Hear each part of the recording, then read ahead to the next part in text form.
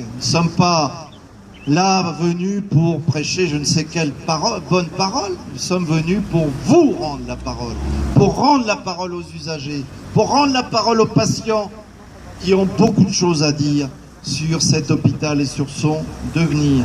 Car chaque jour monte d'un cran la maltraitance institutionnelle.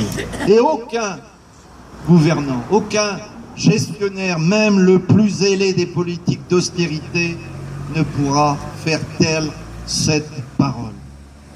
Je veux saluer ici en particulier l'initiative prise par quelques membres du personnel soignant et médical qui ont eu le courage de briser ce mur du silence imposé par les autorités en initiant une pétition « Hôpital de Lens saturé, maintenant ça suffit ».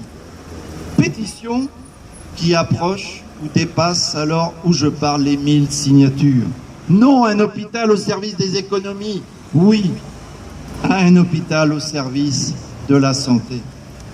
Je veux aussi remercier la section de Lens du Parti communiste français qui a relayé le rassemblement d'aujourd'hui et popularisé les propositions d'urgence pour l'hôpital de Lens toute la journée de ce dimanche sur la braderie de Lens.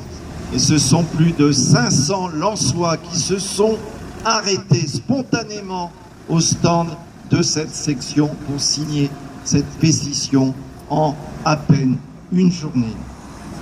Je sais les pressions qui sont exercées sur les syndicats, les personnels, le corps médical de cet établissement, soumis au fond à un insupportable chantage.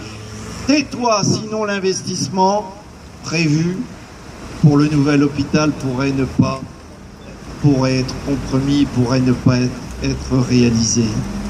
Les témoignages des soignants, des médecins, des militants même, sincères, attachés au service public de santé, n'en sont donc que plus remarquables. Je vais faire maintenant la lecture d'une cinquantaine de phrases chocs extraites de ces témoignages. Elles font froid dans le dos, réellement, mais elles nous invitent d'abord à ne rien lâcher de notre juste combat pour un hôpital public à Lens, à la hauteur des besoins de santé du territoire, aujourd'hui et demain.